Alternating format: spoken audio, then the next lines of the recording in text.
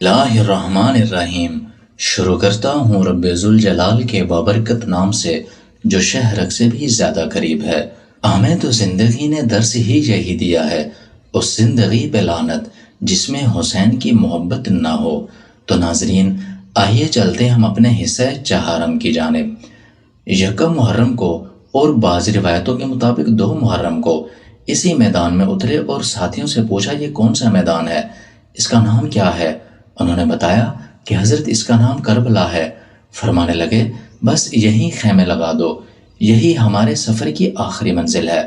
اس جگہ پہنچتے ہی آپ کو حضور نبی کریم صلی اللہ علیہ وسلم کے وہ فرامین یاد آ گئے جو آپ نے کربلا کے متعلق فرمائے تھے، اور بچپن کے زمانے کی یادیں اور حضور علیہ السلام کی دی ہوئی بشارتیں سامنے آ گئیں۔ وہ بچپن کا لمحہ یاد آ گیا۔ حضرت ام سلمہ کی گود میں امام عالی مقام حضرت امام حسین رضی اللہ عنہ کھیل رہے تھے کہ آقا دو جہاں صلی اللہ علیہ وسلم کی چشمان مقدس پر آنسو آ گئے۔ ام المومنین نے پوچھا یا رسول اللہ صلی اللہ علیہ وسلم، کیا بات ہے؟ آپ کی آنکھوں میں آنسو آ گئے ہیں۔ فرمایا اے ام سلمہ، میرے پاس حضرت جبرائیل علیہ السلام آئے ہیں اور اس نے شہزادی کی طرف اشارہ کر کے مجھے بتایا ہے کہ آقا آپ کے بعد امت کا ایک ظالم گروہ آپ کے بیٹے حسین کو غریب الفتنی کے عالم میں شہید کر دے گا، اور عراق کے جس میدان میں ان کی شہادت ہوگی اس کا نام کرب و بلا ہے، اور یہ اس زمین کی سرخ مٹی ہے۔ حضور علیہ السلام نے اس مٹی کو سونگ کر فرمایا ریح کرب و بلا۔ حقیقت یہ ہے اس مٹی سے بھی رنج و علم اور دکھ اور درد کی بو آ رہی ہے۔ یہی وہ میدان ہے جس کی نسبت میرے بابا علی نے خبر دی تھی کہ یہاں میرے حسین اور اس کے قافلے کے خیمے لگیں گے، یہاں ان مسافروں کے کجاوے رکھے جائیں گے، یہاں ان کا مقدس خون بہایا جائے گا، اور آل محمد صلی اللہ علیہ وسلم کا ایک مبارک گروہ بے دردی کے ساتھ یہاں شہید کر دیا جائے گا۔ ایسی شہادت کہ جس پر زمین بھی روئے گی اور آسمان بھی آنسو بہائے گا۔ اسی میدان کی مٹی حضور علیہ السلام نے حضرت ام سلمہ رضی اللہ عنہا کو عطا کی تھی، اور فرمایا تھا جب یہ مٹی خون میں تبدیل ہو جائے تو جان لینا میرا بیٹا شہید کر دیا گیا ہے۔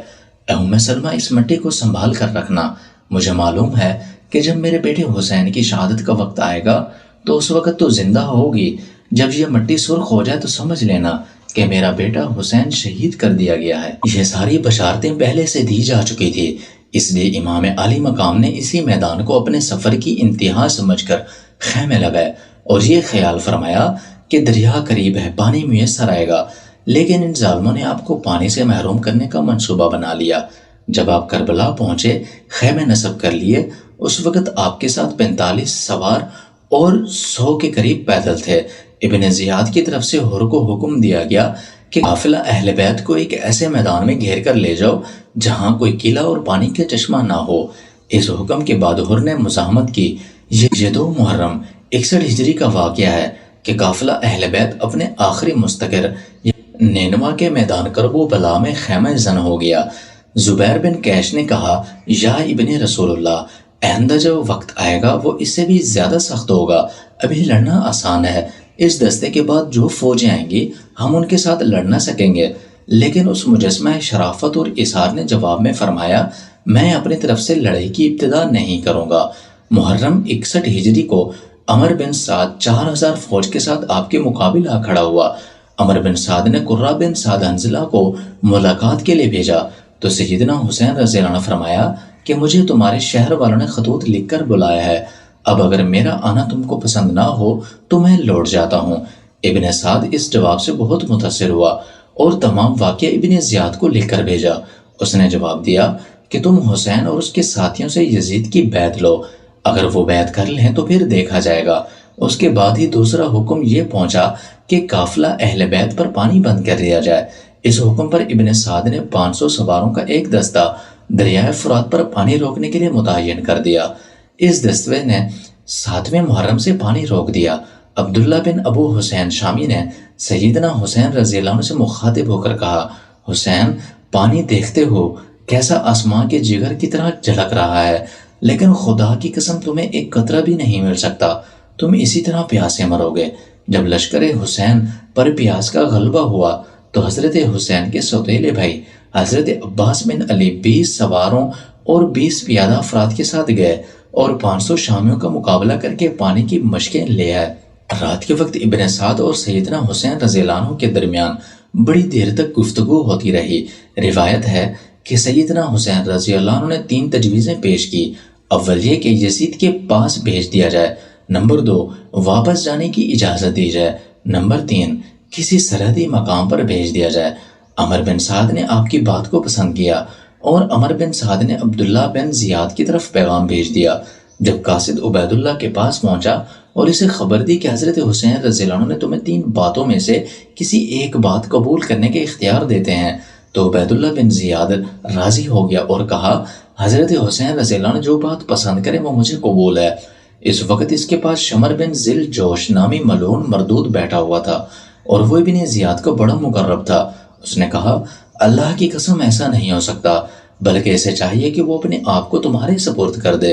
چنانچہ ابن زیاد اس ملعون کی خوش آمدانہ بات سے دھوکہ کھا گیا اور کہنے لگا ہاں وہ اپنے آپ کو میرے سپرد کر دے، یعنی وہ میرے پاس کوفہ میں حاضر ہوں اور میں اسے شام بھیجوں یا سرحدوں پر روانہ کروں یا مدینہ واپس بھیج دوں۔ دوران ابن زیاد کا دوسرا حکم پہنچا کہ تم حسین کی سفارشی بنتے ہو، انہیں ڈھیل دیتے ہو، اگر وہ میرا حکم نہیں مانتے تو حملہ کر کے میدان صاف کر دو، اگر تم اس کے لیے تیار نہیں تو فوج کی کمان ذوالجوشن کے حوالے کر دو۔ اس کے بعد 9 محرم کو عصر کے وقت اس نے فوج تیاری کا حکم دے دیا۔ حضرت حسین نے فرمایا کہ میں نماز و دعا کے لیے ایک رات کی اجازت چاہتا ہوں۔ رات کے وقت حضرت حسین رضی اللہ عنہ نے اپنے ساتھیوں کو ایک دردناک خطبہ دیا۔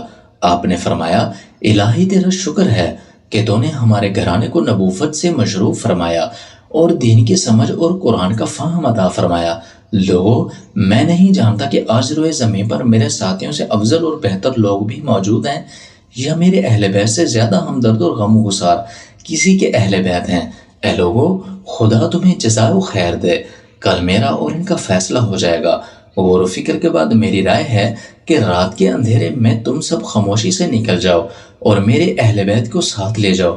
میں خوشی سے تمہیں رخصت کرتا ہوں، مجھے کوئی شکایت نہیں ہوگی۔ یہ لوگ صرف مجھے چاہتے ہیں اور میری جان لے کر تم سے غافل ہو جائیں گے۔ حضرت سیدنا حسین کی ان الفاظ سے اہل بیت فرط بے قراری سے تڑپ اٹھے اور سب نے بالاتفاق آپ سے وفاداری اور جانثاری کا عہد کیا۔ جب وفاداروں کی گرم جوشیاں ختم ہوئیں تو نماز کے لیے صفیں آراستہ کی گئیں۔ سیدنا حسین اور ان کے رفقا ساری رات نماز، استغفار، تلاوت قرآن، دعا و تضرع میں مشغول رہے اور دشمن کی تیغ بکف سوار رات بھر لشکر کے گرد چکر لگاتے رہے۔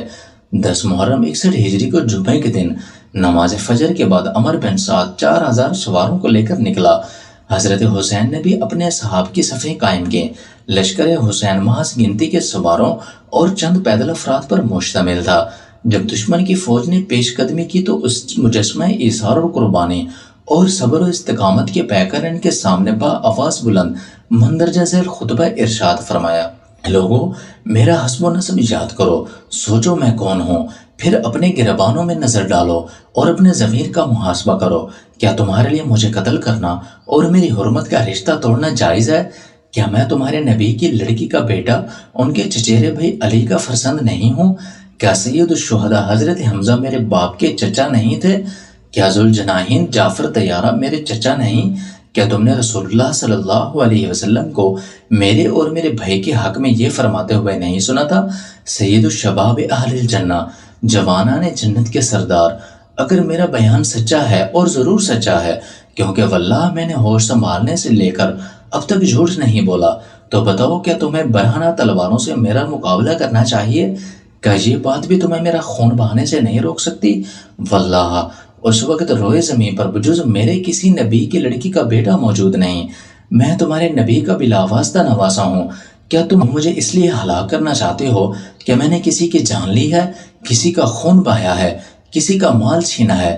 کہو کیا بات ہے، آخر میرا قصور کیا ہے؟ آپ نے بار بار پوچھا مگر کسی نے جواب نہ دیا۔ پھر آپ نے بڑے بڑے کوفیوں کو نام لے کر پکارنا شروع کیا، اے شیس بن ربی، اے حجار بن حجر، اے قیس بن اشاس، اے یزید بن حارث، کہ تم نے مجھے نہیں لکھا تھا کہ پھل پک گئے، زمین سرسبز ہو گئی، نہریں ابل پڑی، اگر آپ آئیں گے تو اپنی جرار فوج کے پاس آئیں گے، سو جلد آ جائیے، اس پر ان لوگوں نے انکار کیا تو آپ نے چلا کر کہا واللہ تم ہی نے لکھا تھا، آخر میں آپ نے کہا اگر مجھے پسند نہیں کرتے تو چھوڑ دو، میں یہاں سے واپس چلا جاتا ہوں۔ قیس بن اشعث نے کہا آپ اپنے آپ کو اپنے عموزادوں کے حوالے کر دیں۔ اس کے جواب میں آپ نے فرمایا واللہ میں ذلت کے ساتھ کبھی اپنے آپ کو ان کے حوالے نہیں کروں گا۔ جس وقت ابن سعد نے فوج کو حرکت دی تو حر ان سے کٹ کر علیحدہ ہونے لگا تو مہاجر بن اوس اس سے کہا مجھے تمہاری حالت مشتبہ معلوم ہوتی ہے۔ حر نے سنجیدگی سے جواب دیا خدا کی قسم میں جنت یا دوزخ کا انتخاب کر رہا ہوں، بخدا میں نے جنت منتخب کر لی۔ یہ کہا اور گھوڑے کو ایڑ لگا کر لشکر حسین میں پہنچ گیا اور نہایت عارضی اور انکساری سے معافی کا خواستار ہوا۔ آپ نے اسے معاف فرما دیا۔